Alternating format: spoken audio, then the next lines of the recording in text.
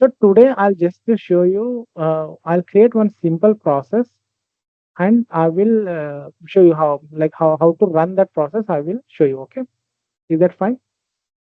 Yes, sir. Absolutely. So we have another 15 minutes now. So that is the reason. Okay. That's okay, sir. That's absolutely fine. Okay. So now I'll go back. See, now we have this particular process. I want to build this process first. So here, if you see our process, right, credit card application.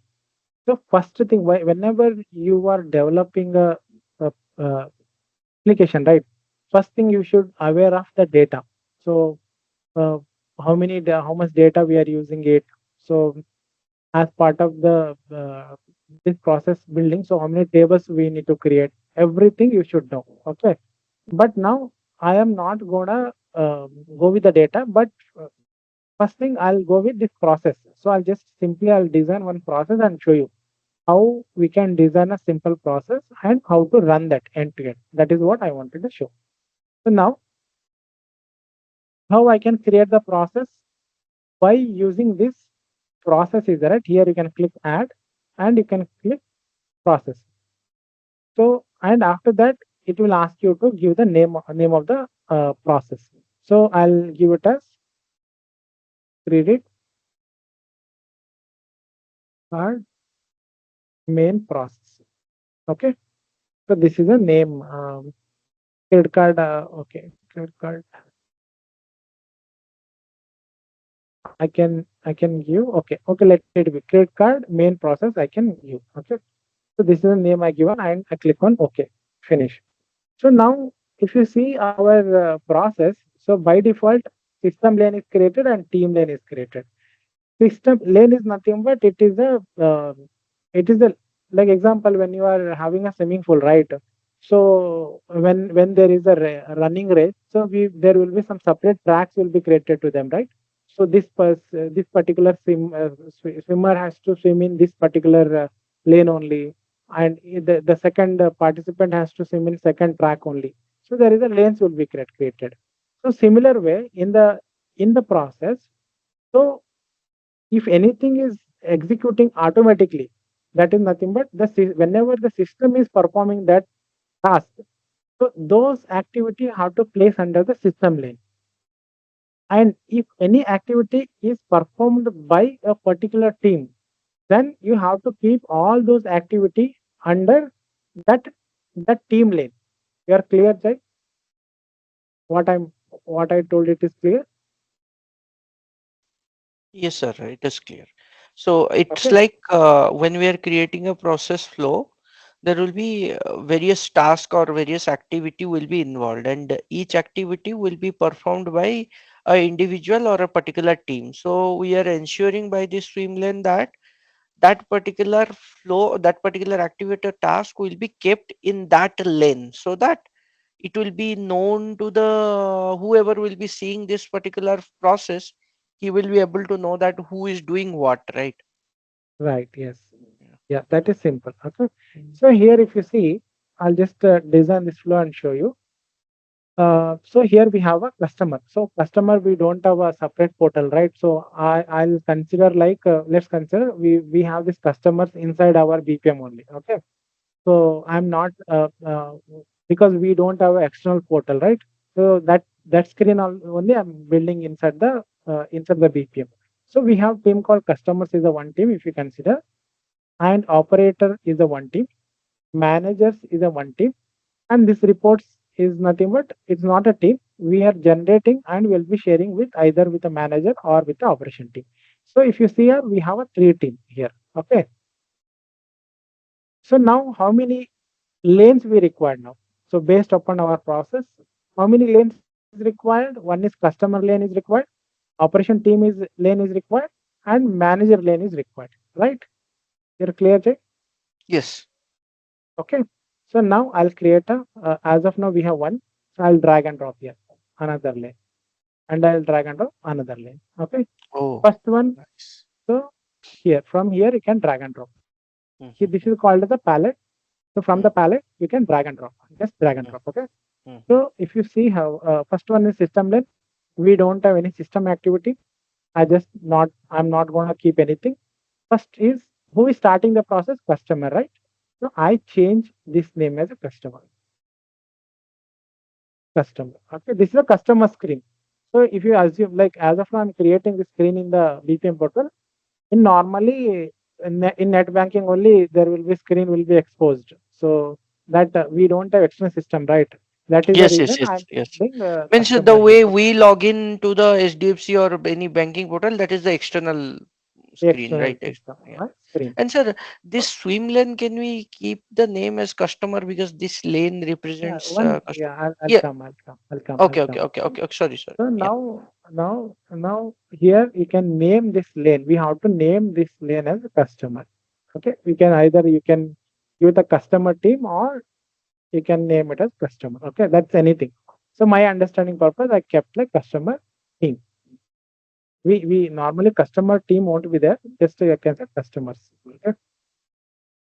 The next lane is nothing but operation team. So here, if I go back here, operations, right?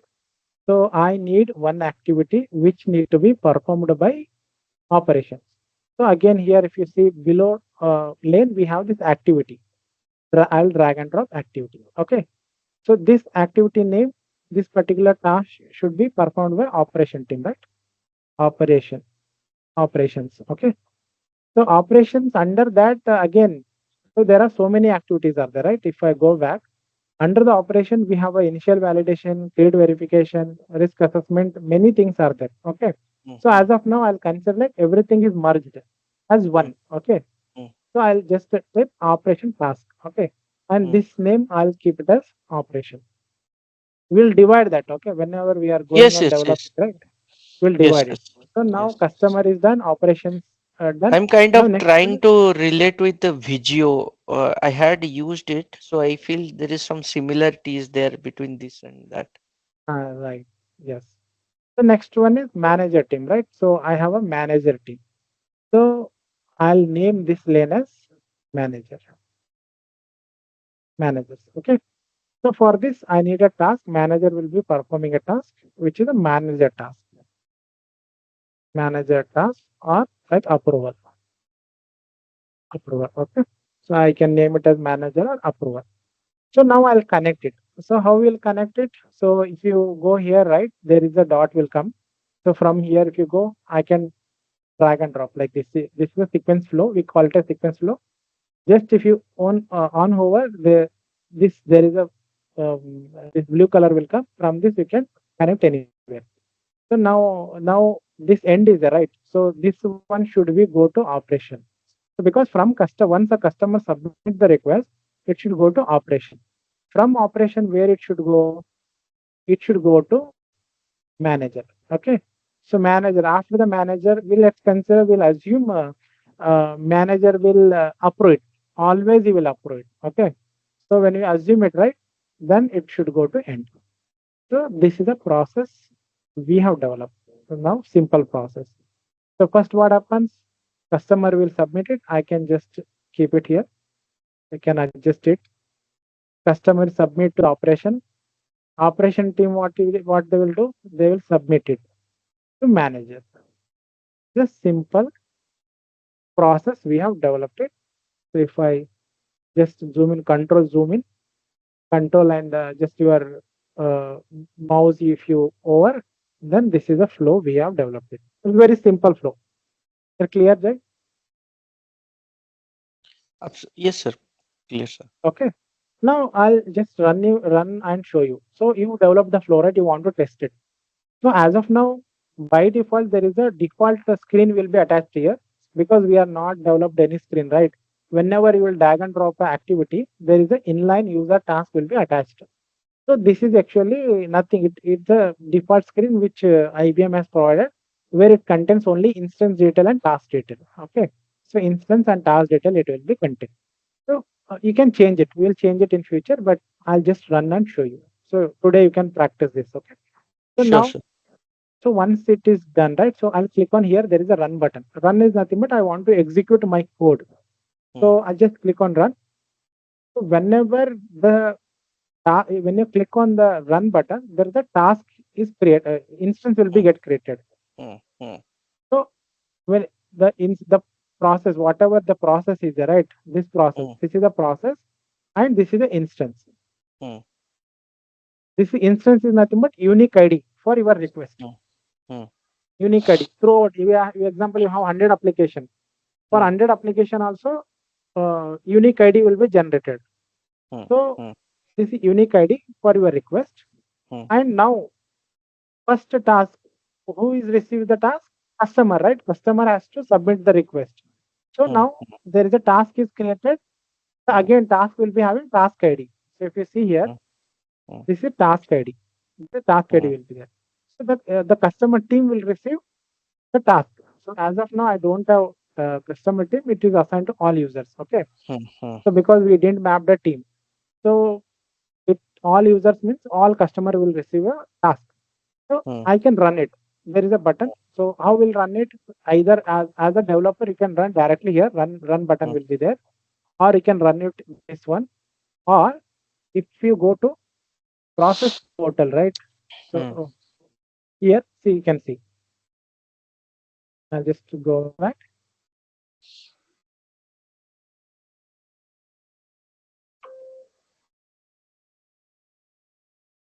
here.